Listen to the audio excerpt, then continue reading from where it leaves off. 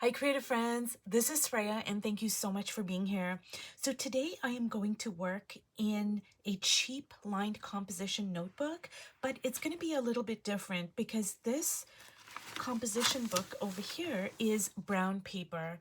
Now, every other substrate I've worked on thus far has been white, but when you work on a colored ground, it is going to be a little bit different.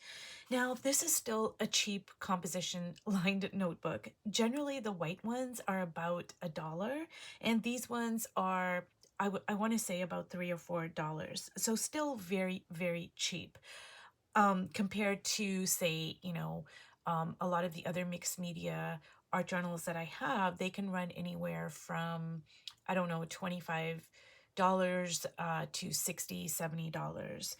And the cover is a gray, as you can see over here.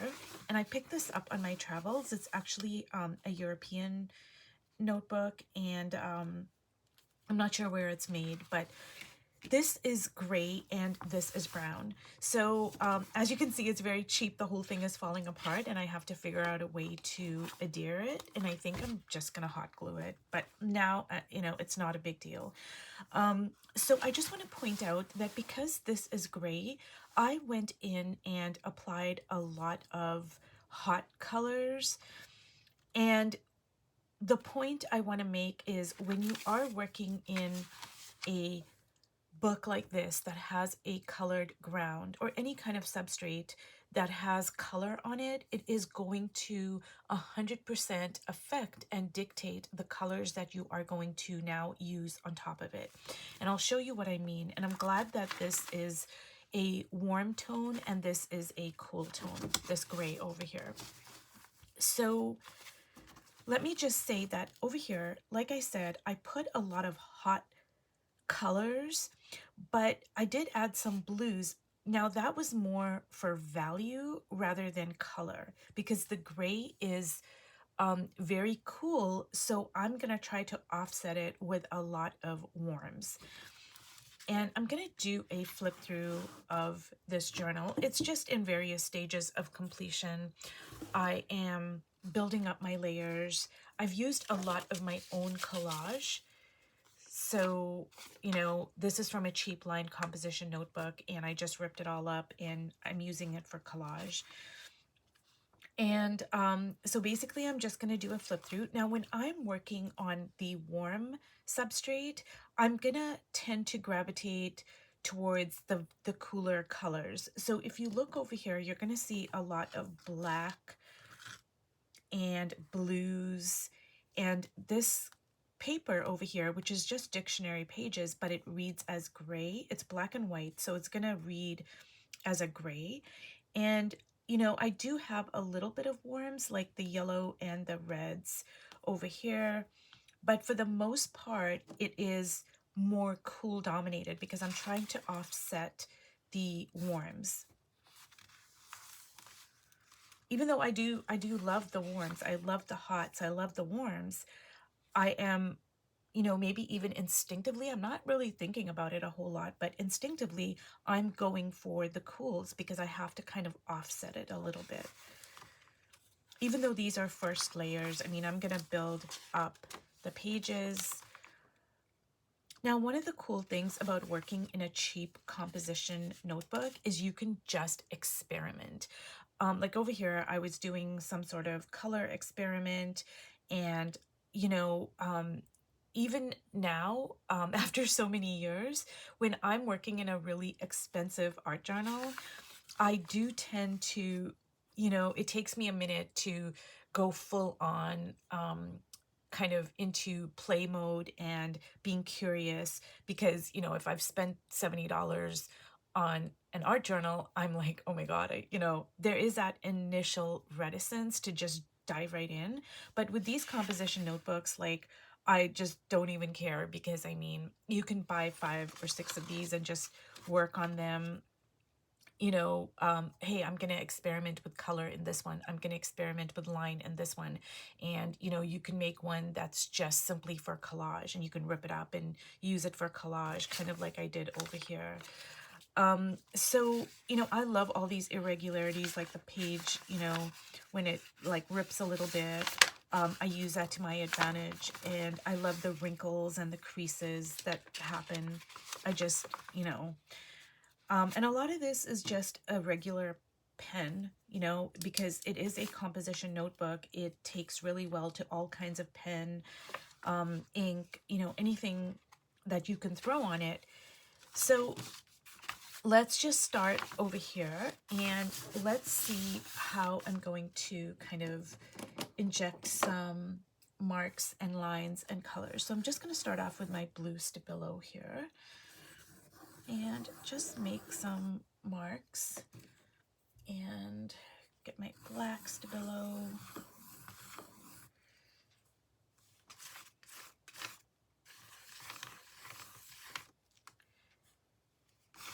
And I'm not thinking like a whole lot about what I'm doing, honestly. I'm just kind of playing and having fun. And that's one of the great things about working in a composition notebook like this is, there's such a sense of spontaneity that can happen because I'm not really inhibited by anything. I have a lot of Fabriano sketchbooks, and they are, they're beautiful. Don't get me wrong. They are really gorgeous. But they do tend to be a bit pricey. And I am going to break out a big one. Like I have a large Fabriano, and I am going to start using it. But when I work in a book like this, and then I go to my more expensive books, I've already loosened up quite a bit, and it helps me. So it's kind of like a warm-up exercise sometimes. Now I am going to use this pink, which is a warm color, but this particular pink it leans more towards the blues. So it's a cool pink, if you will. And look how beautiful it looks on this warm background here. So working on a colored ground is really interesting, and you're going to learn a lot because you are going to have to adjust your palette. It's not like working on a white piece of paper. Depending on the color that you're working on, this is a neutral warm because it's like a brown, but just say you were working on a red substrate, it is absolutely going to affect your colors that you put on. Now, I haven't really worked on different colors. I like the brown, and even the gray is a little bit of a challenge for me. But there are artists who work on different color substrates, and you can get really interesting marks and colors, palettes, etc. So I'm just gonna dip. Ooh, look at that. Oh my goodness. Ooh, I love that. And I'm just gonna drag that through. Also, you guys, I wanted to start making a lot more videos on creativity.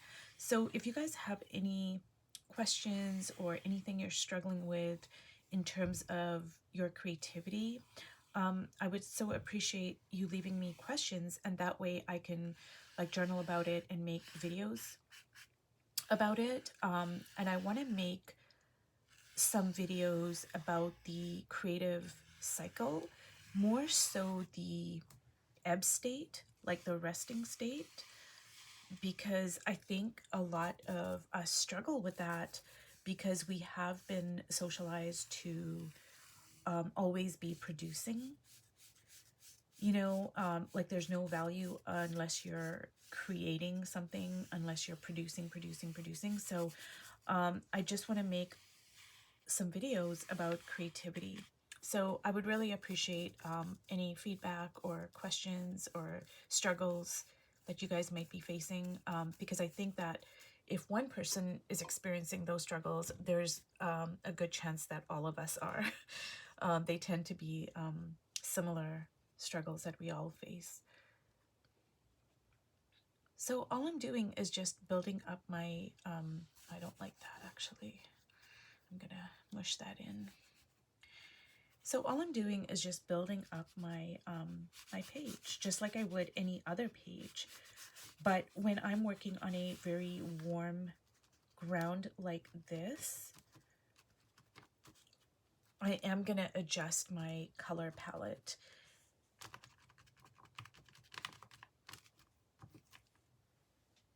And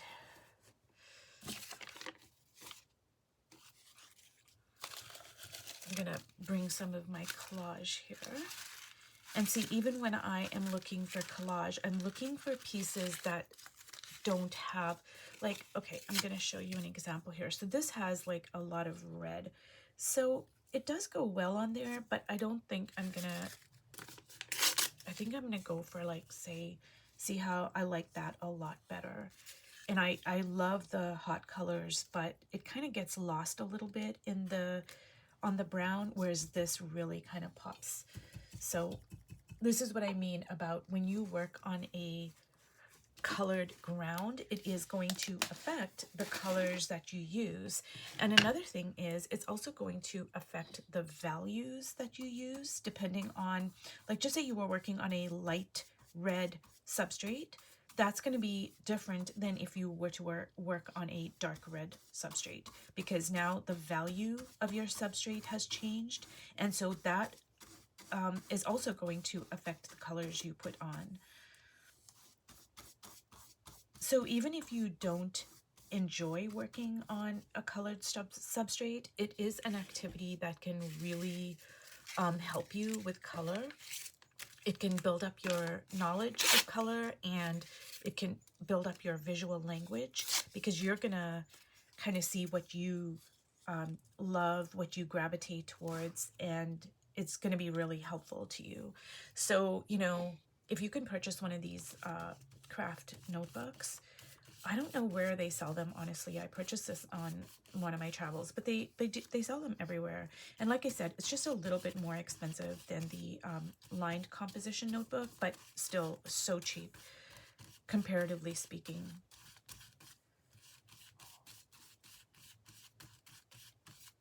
Now, another reason to work on a cheap lined composition notebook is because the pages are really super cheap, the paper. So your paints tend to float on top of the page rather than sinking in. Like, just say you were gonna buy a really expensive art journal, like it was made out of watercolor paper or some other mixed media paper. It's going to have a high absorbency rate, so your paints are going to sink into the page, and it's going to give you kind of a velvety feel, which is great. There's nothing wrong with that. But when you work in a cheap line composition notebook, the paper is so cheap that the paints don't sink into the page. They float a little bit on top of the page, if you will, and that gives it like a hard, raw, edgier kind of a look, and it gives you a sense of immediacy, because the paints are not, they're not like they haven't sunk into the page. So I hope I'm making sense with what I'm saying here.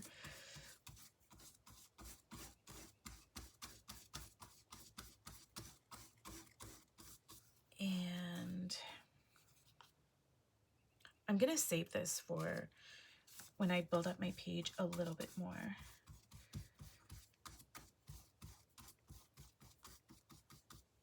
So I know this looks like a big mess, but it is a big juicy mess, and I'm really loving so much of what is going on. And do you see how the black is just, it just is so beautiful against this brown. So if you love working on those, you know, cheap brown paper bags, which I absolutely love, by the way, I don't know, there's just something so elemental and beautiful about those cheap brown paper bags. You know, then you will love working on this Kraft paper. So I'm just gonna kind of go like that, and I'm just like building up my page a little bit. And now what I'm gonna do is I'm gonna drop some of this burnt sienna here into the gray, and it's really going to kind of liven it up a little bit. And let me just put it over there.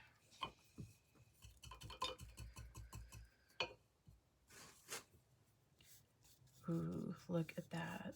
It's just so delicious. And look at that. It's just totally warming up this craft paper.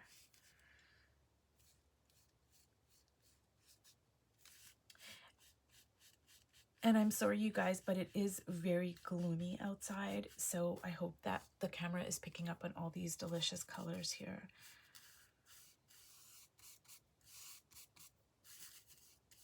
See, and I'm just kind of dragging in some of the black here.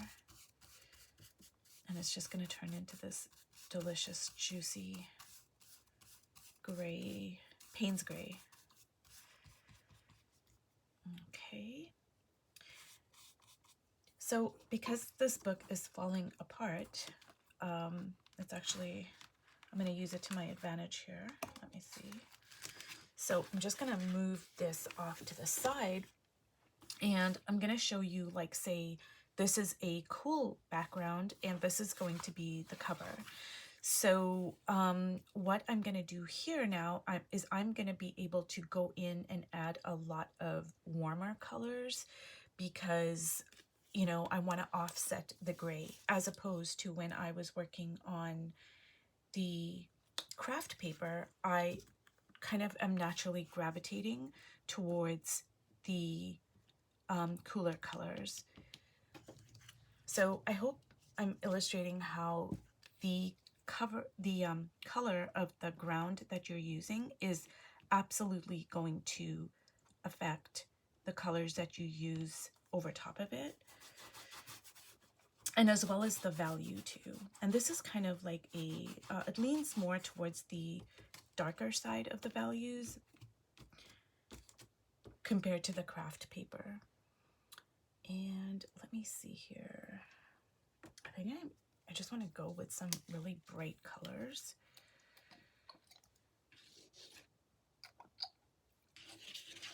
Now, I honestly just love this gray and orange combination because it just brings so much life into this gray. And I definitely want to allow this to dry naturally here. I don't want to rush it along in any way, and I'm gonna drag some of that onto this page.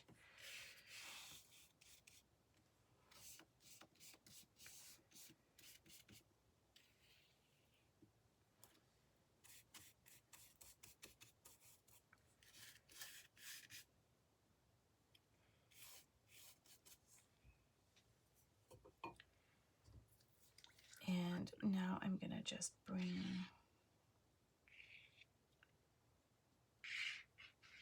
a little bit of that gorgeous burnt sienna, and let's see what it does. Ooh, look at that. Now I'm kind of dragging some of that almond into it, and